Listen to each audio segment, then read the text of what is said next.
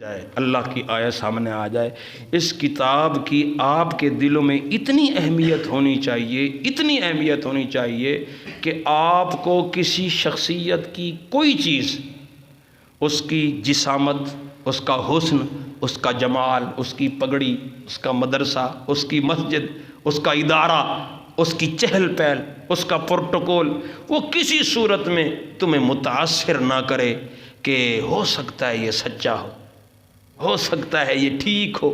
قرآن کی آیت کے مقابلے میں کوئی چیز تمہیں قرآن سے ہٹانے کے لیے تیار نہ ہو جائے اور تم اس کی کسی چیز سے متاثر ہو کر قرآن سے ہٹ نہ جاؤ۔ یاد رکھو، میں اس کے اوپر چھوٹا سا واقعہ سناتا ہوں۔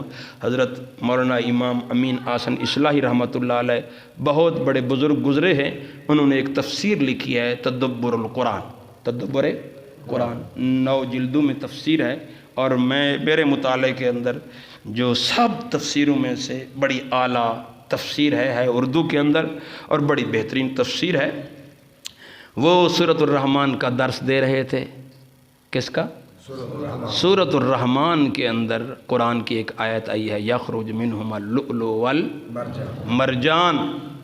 پہلے 2 دریاؤں کا ذکر کیا، 2 پانوں کا ذکر کیا، ایک پانی کڑوا اور ایک میٹھا۔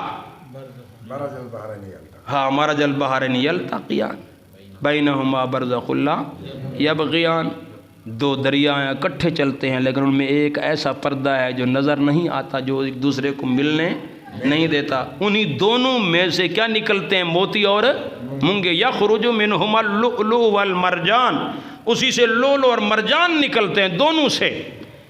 اچھا، درس مکمل ہو گیا، یہ بات درمیان میں آئی تو درس کے اندر سامعین میں سے ایک سائنسدان بیٹھا تھا، اس نے کہا جا کے حضرت صاحب سے کہ حضرت جی درس آپ نے اچھا دیا ماشاءاللہ، لیکن میں ایک تجرباتی آدمی ہوں، سائنسدان ہوں، مشاہدہ کرتا ہوں، ہمارے مشاہدے اور ہمارے تجربے میں یہ بات آئی ہے کہ یہ لؤلؤ اور مرجان یہ ایک دریا سے نکلتے ہیں، دونوں دریاؤں سے، دونوں پانوں سے نہیں نکلتے۔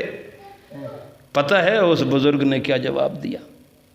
جواب سنیے، قرآن نے کہا ہے کہ دونوں سے نکلتے، اس کا تجربہ اور مشاہدہ کیا کہہ رہا ہے؟ ایک سے نکلتے ہیں۔